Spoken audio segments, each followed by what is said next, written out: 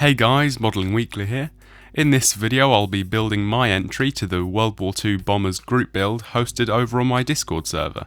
For this theme I selected IBG models PSBMusicStudio as I thought it'd be quite nice to stray away from the usual B-17s and Lancasters that we see a lot for this theme. Also, I've never built an aircraft from IBG, so it was nice to try one out. Enjoy! Alongside the usual kit contents, I bought a set of vinyl canopy masks, along with a very simple interior detail photo etch fret. You get quite a lot of plastic for your money in this kit, which is nice to see. It's also a very good quality, if not a little soft, though this won't pose that big of an issue in the end. In terms of surface detail, there is a series of very nicely recessed panel lines featured in this kit. No rivets to be seen though, so you may want to use a rivet tool to add some extra detail. The interior detail though is flawless.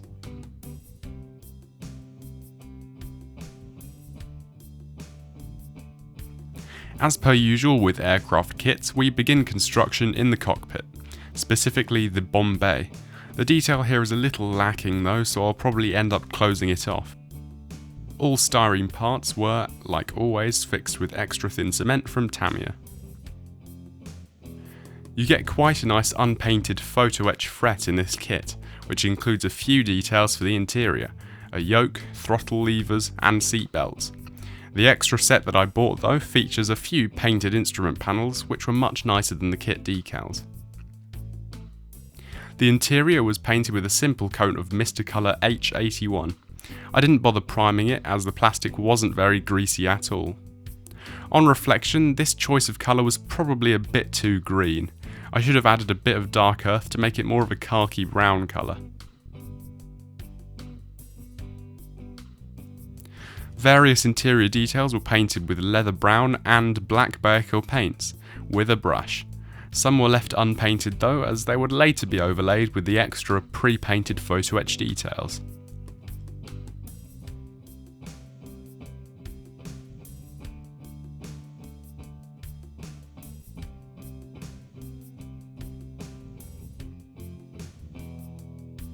I find it quite tricky to make black details really pop out, so it was quite a relief when a light grey dry brushed coat helped to bring out all the little buttons and switches of the interior detail.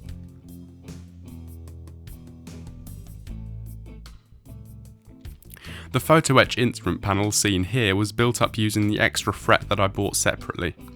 It took a while to fit in, though in the end it looks much better than if I had used the standard kit decal. To seal in all the paintwork, I applied a heavy coat of XF86 flat varnish. This was then followed by a very simple dark brown oil wash made of oil paints thinned heavily with the white spirit. This not only helped to make the detail pop, though it also acted as a sort of filter to take away the greeniness of the interior paint.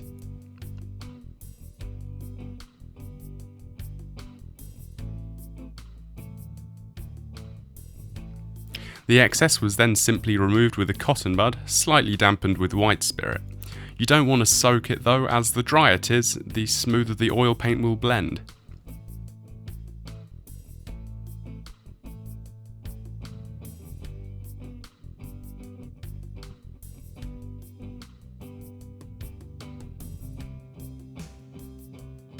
Following a couple of paint touch-ups, the interior sections could be assembled, followed by the fuselage halves.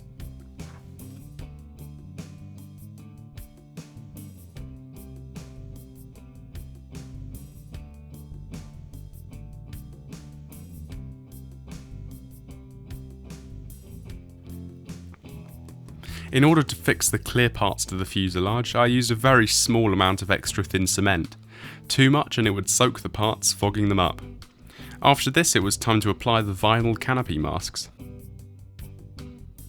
These were of a decent quality, though in my opinion they were far inferior to the masking tape variety provided by Eduard.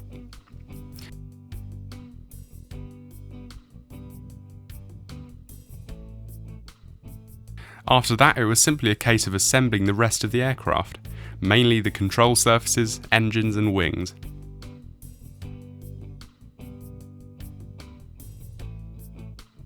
Photo etch parts, such as this piece here, were bent either using a straight edge against a glass surface or by rolling them against a paintbrush handle.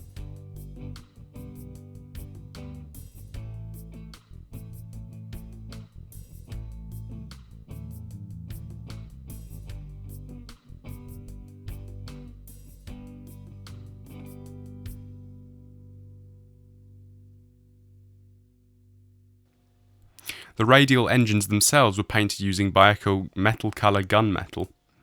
Whilst researching the PZL, I discovered that this aircraft actually used Bristol Pegasus engines, which came as a semi-surprise to me, though they were most likely exported to Poland in the interwar period, which is the same time that this aircraft was designed and built.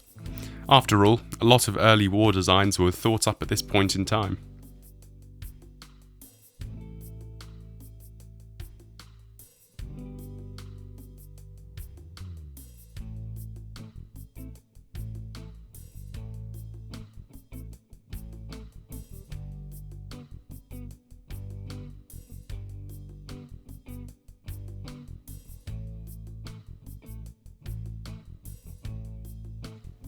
The wheel wells of this aircraft were almost entirely made of photo etch parts. Due to the size of the photo etch, a soldering iron would probably have been a better option here than CA glue. However, I didn't have access to one and I was limited on time.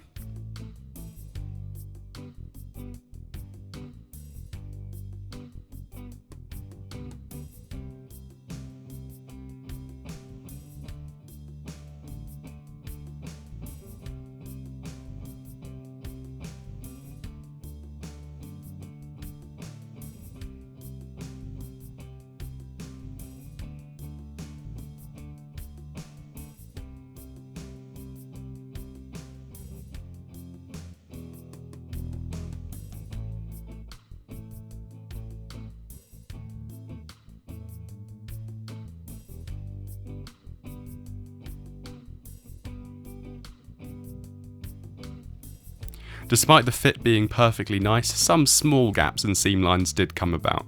However, these were very easily removed using a small amount of Humbrol model filler and a fine sanding sponge.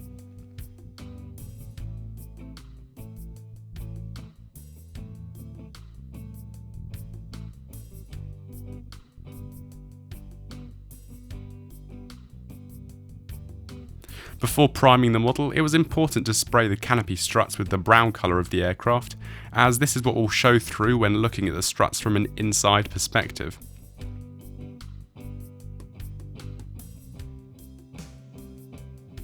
The primer used for this kit was Ammo's one-shot grey primer. I find that it doesn't level as nicely as some lacquer primers, though if you apply a decently thick layer you can achieve perfectly acceptable results.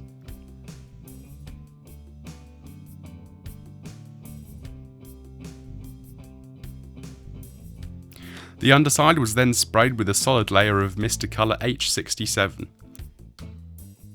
I've recently stopped pre-shading my models as I've been gaining much better results with simple post-shading methods. You'll see what I mean in the next clip.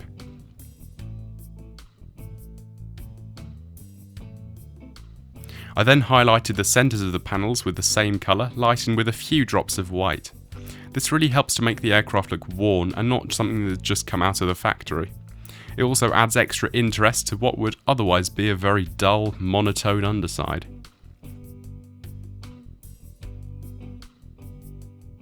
Next, I sprayed along the panel lines with heavily thinned XF72. This will make the panel line wash later on look much nicer as it helps to blend it into the surface. It also helps the feeling of grime and other collected deposits on the surface of the aircraft. The same XF72 colour was used as the main upper surface camouflage. This aircraft's scheme is pretty boring, so it will be important to add tonal variation with lighter and darker variants of the same paint. Just like the underside, I lightened the main colour and sprayed it into the centre of each panel.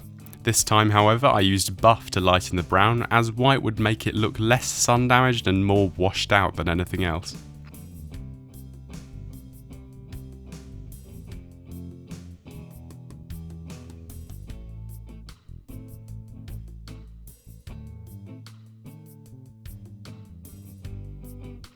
Finally, black was added to the XF72 to be sprayed along the panel lines, giving the same effect as the underside and making the model feel more unified and constant.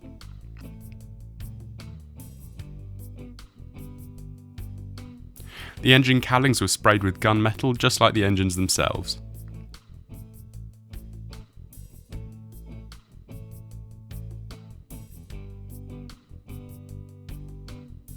Before the decals, a pretty hefty layer of alclad gloss varnish was applied. This is important as it smooths out the surface and prevents any silvering from forming under the decals. In regards to the decals, well, there weren't really many of them.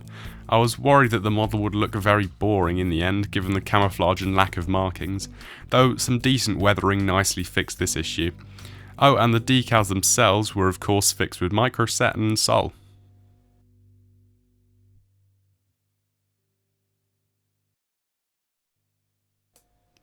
XF86 flat varnish was used to seal in the decals, ready for weathering.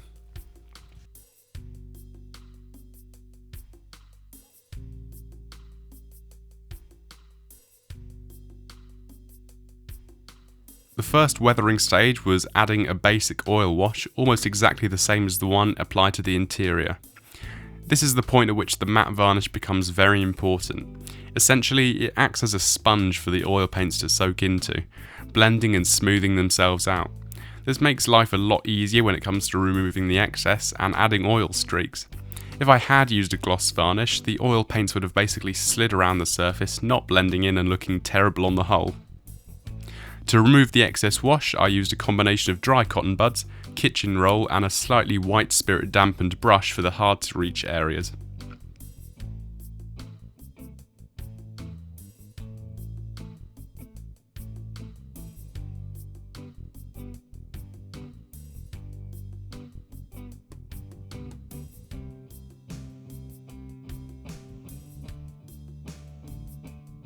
I'm not exactly sure what these radiator looking things are, though I couldn't find any resources talking about them, so I just presumed that they would produce some sort of oil or smoke stain.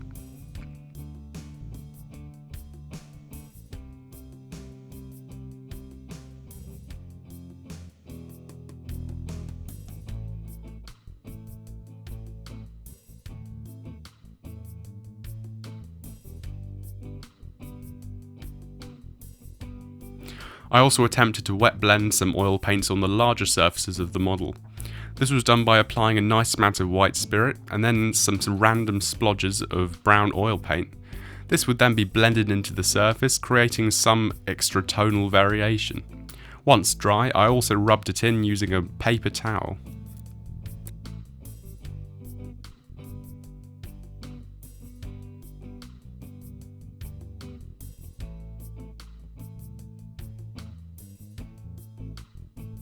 Basic chipping was applied using Bioco Metal Color Aluminium.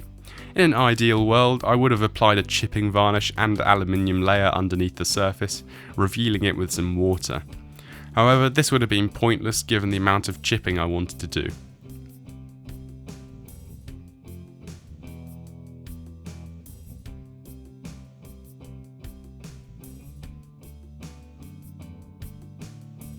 Following another matte varnish, all the small details left off for the painting process could be applied.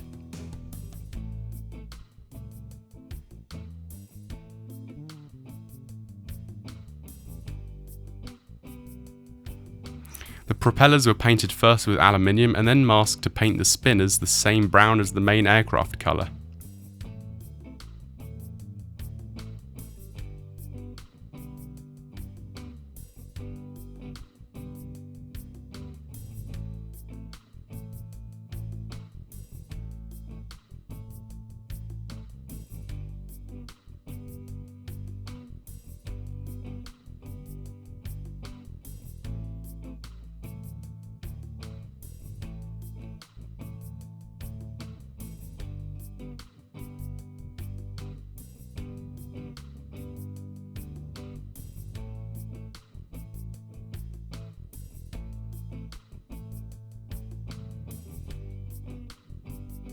Well, here is the final outcome.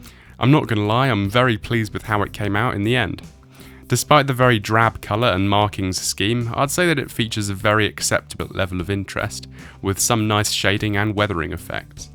It's a stroke of luck, as it wouldn't have been exactly ideal if I submitted a boring brown model as an entry to my first own group build.